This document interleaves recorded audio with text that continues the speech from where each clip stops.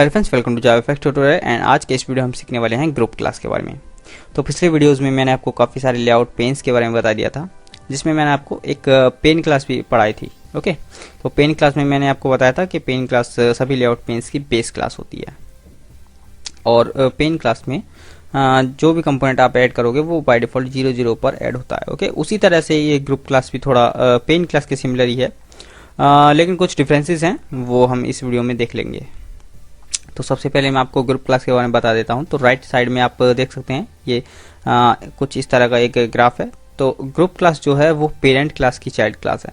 तो सबसे पहले नोड क्लास से एक्सटेंड होकर पेरेंट क्लास बनती है, और पेरेंट क्लास की दो सब क्लासेज हैं, region class and group class. तो जो ग्रुप क्लास है वो हमारे रीजन क्लास की चाइल्ड क्लास नहीं है, इसलिए ग्रुप क्लास के अंदर जो प्रॉपर्टीज होती हैं रीजन क्लास की, जैसे कि बॉर्डर हो गया, बैकग्राउंड हो गया, पैडिंग, मार्जिन वगैरह, ये सब ग्रुप क्लास के अंदर नहीं पाई जाती। ओके, लेकिन पेन क्लास क्योंकि रीजन क्लास की चाइल्ड क्लास है, तो पेन क्लास के अंदर ये सभी प्रॉपर्टीज होती हैं, और उसकी सब क्लासेस के अंदर भी प्रॉपर्टीज होती हैं।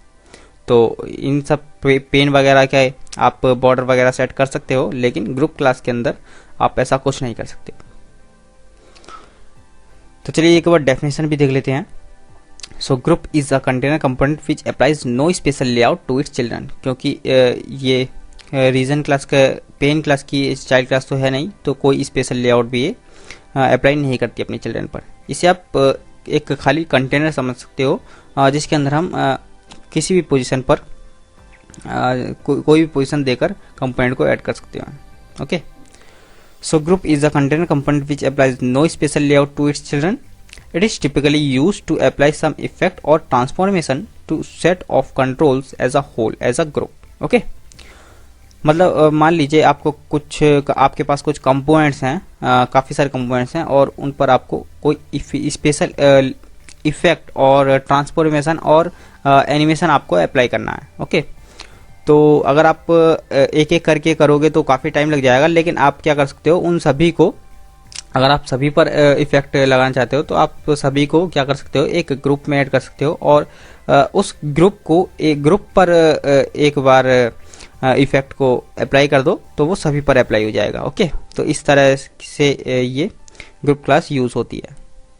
नेक्स्ट देखते हैं, इट डज नॉट श्रिंक और grow when its parent window resizes means the size remains fixed. मतलब जो हमारी पेन क्लास होती है वो तो हमारे विंडो के रिसाइज होने पर अपने साइज को रिसाइज कर लेती है। ओके, मतलब विंडो छोटी होगी तो उसका साइज भी छोटा हो जाएगा, और विंडो बड़ी हो जाएगी तो उसका साइज भी बड़ा हो जाएगा। लेकिन ग्रुप क्लास जो होती है, ग्रुप क्लास का साइज फिक्स होता है, मतलब ये पेरेंट विंडो के साथ रिसाइज नहीं होती, इसका साइज फिक्स होता है। और साइज डिपेंड किस पर करता है वो भी देख लेते हैं। The size of a group depends on its children and is equal to the size of the smallest rectangle that can have its children on their requested position. Okay, क्योंकि हम जब ग्रुप क्लास में component को add करते हैं तो हमें उसकी पोजीशन भी देनी होती है। ओके, तो इसका जो साइज होता है वो उस रेक्टेंगल के बराबर होता है, जो कि इसके जो कंपोनेंट्स होते हैं उन कंपोनेंट्स को उनकी रिक्वेस्ट पोजीशन पर वो कंटेन कर सके, उस रेक्टेंगल के बराबर होता है। ओके, तो मान लीजिए कि ये हमारा फ्रेम है। ओके, ये है हमारा फ्रेम, और हमने ग्रुप क्लास में कुछ कंपोनेंट्स को ऐड करे हैं। ये हो गया मेरा पहला कंपोनेंट, ये हो गया हमारा दूसरा कंपोनेंट। ओके, और ये हो गया हमारा तीसरा कंपोनेंट। तो इस पोजीशन पर मैं इन कंपोनेंट्स को ऐड करने वाला हूँ। तो हमारी जो ग्रुप क्लास होगी ना, तो ग्रुप क्लास का जो साइज होगा वो पूरी विंडो का साइज ना होके केवल उतना साइज होगा जो रेक्टेंगल इन कंपोनेंट को इनकी रिक्वेस्टेड पोजीशन पर सेट कर सके। ओके, तो इतना जो रेक्टेंगल है ये इन कंपोनेंट को अच्छे तरह से कंटेन कर पा रहा है, तो इतना ही ये ग्रुप का साइज होगा। ओके, ये पूरी विंडो का साइज नहीं होगा। ओके, तो आई होप कि आप ये समझ गए होंगे। चलिए, so by default every component added to a group remains at position 0 जैसे कि पेन क्लास में बाय डिफॉल्ट 0 पर ऐड होता था कंपोनेंट, उसी तरह से ग्रुप क्लास के अंदर भी बाय डिफॉल्ट पोजीशन 0 पर ऐड होता है component. Okay, and it is added in back to front order. Okay, मतलब जो पहले ऐड होगा वो बैक में ऐड होगा और जो बाद में ऐड होगा उसके ऊपर ऐड होगा। ओके, इस तरह से। तो चलिए इसका एक प्रोग्राम बना के देख लेते हैं। एक्लिप्स के अंदर चलते हैं। तो यहाँ मेरे पास एक सिंपल सा प्रोग्राम है, इसमें अभी कुछ नहीं किया। ओके, तो सबसे पहले मैं क्या करता हूँ, यहाँ एक ग्रुप क्लास का ऑब्जेक्ट बना लेते हैं। So group root equal to new group. Okay, and इसे इंपोर्ट करेंगे जावाफेक्स सीन से, इसे इंपोर्ट कर लेंगे। ओके, तो इंपोर्ट हो गया। चलिए अभी हम क्या करेंगे, कुछ बटन्स ले लेता हूँ मैं। सो बटन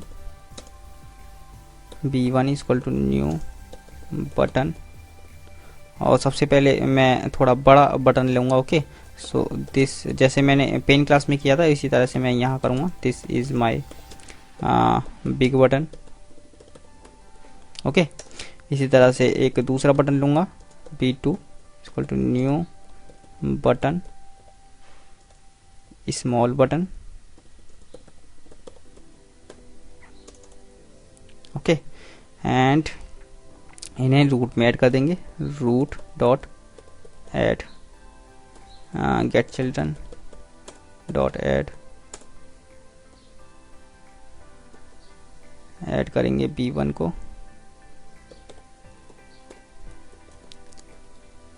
और b2 को। ओके, चलिए तो अभी मैं क्या करूँगा, इस रूट को सीन में ऐड करूँगा।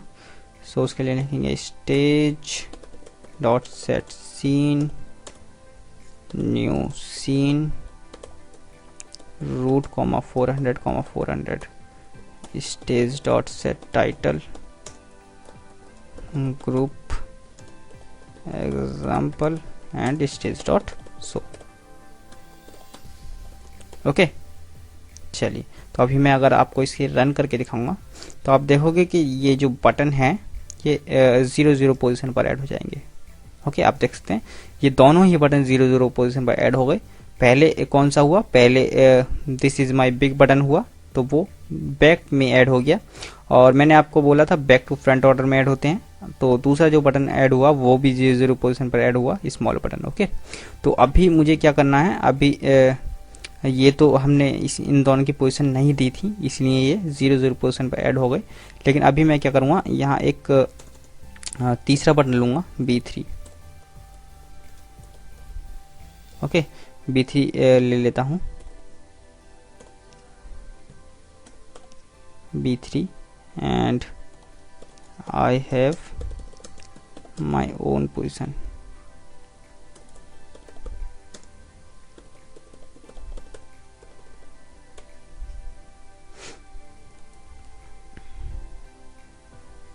ओके, तो इसमें मैं क्या करूँगा, इसको बटन ठीक कर देता हूँ। इसकी हम पोजीशन सेट करेंगे। सो b3 dot set layout x 50, b3 dot set layout y 50 pixel. Okay, and इसे भी हम रूट में ऐड कर देंगे। तो अभी अगर मैं आपको रन करके दिखाऊंगा इसे तो आप देखोगे कि जो हमारा b3 बटन है वो 50 पिक्सल लेफ्ट से और 50 पिक्सल टॉप से अलाइन हो जाएगा। ओके, तो अभी आप देख सकते हैं ये, तो क्योंकि हमने इस बटन की पोजीशन सेट कर दी थी इसलिए ये अपनी पोजीशन पर सेट हो गया। ओके, तो चलिए अभी मैं क्या करता हूँ, यहाँ इस ये जो दो बटन है स्मॉल बटन और बिग बटन, इसमें से मैं क्या करूँगा, एक जो पिछला बटन है इसकी पोजीशन को चेंज करते हैं। तो ये क्या होगा, यहाँ शो होगा। तो उसके लिए हम क्या करेंगे, b1 को लेंगे और b1 dot set set layout x और सेट लेआउट y भी कर सकते हो, या आप रीलोकेट कर सकते हो। रीलोकेट में आप पोजीशन दे सकते हो। मैं क्या करता हूँ 150 कर देता हूँ। तो अभी अगर मैं आपको इसे रन करके दिखाऊंगा तो आप देखो कि जो p1 था वो चेंज हो जाएगा, उसकी पोजीशन चेंज हो गई। पहले ये स्मॉल बटन के नीचे था लेकिन अभी ये यहाँ आ रहा है। ओके, तो इस तरह से हम ग्रुप क्लास का यूज़ कर सकते हैं। तो इस ग्रुप क्लास के अंदर आप बैकग्राउंड वगैरह और मार्जिन और पैडिंग वगैरह सेट नहीं कर सकते, क्योंकि ये लेआउट पेन का चाइल्ड क्लास नहीं है। ओके, ये सिर्फ पेरेंट है जिसकी मदद से आप कंपोनेंट को इस तरह से ऐड कर सकते हो, सेट कर सकते हो। इसका ज़्यादातर यूज़ इफ़ेक्ट्स को अप्लाई करने के लिए यूज़ होता है। जब हम इफ़ेक्ट्स को पढ़ेंगे, ट्रांसफॉर्मेशन पढ़ेंगे, ट्रांजिशन पढ़ेंगे, ओके, एनिमेशन पढ़ेंगे, तब इसका यूज़ करेंगे। सो चलिए, इसका अभी आपके माइंड में आ रहा होगा कि हमने पेन क्लास को भी इसी तरह से यूज़ किया था और ग्रुप क्लास को भी इसी तरह से यूज़ किया है, तो दोनों में डिफरेंस क्या है। ओके, सो डिफरेंसेस पढ़ लेते हैं इसके बारे में। तो काफ़ी सारे डिफरेंसेस भी हैं इसके दोनों के, तो वो मैं आपको बता देता हूँ। तो चलिए चलते हैं। So difference between group and pane, what are the differences, आइए देख लेते हैं। So group size is fixed.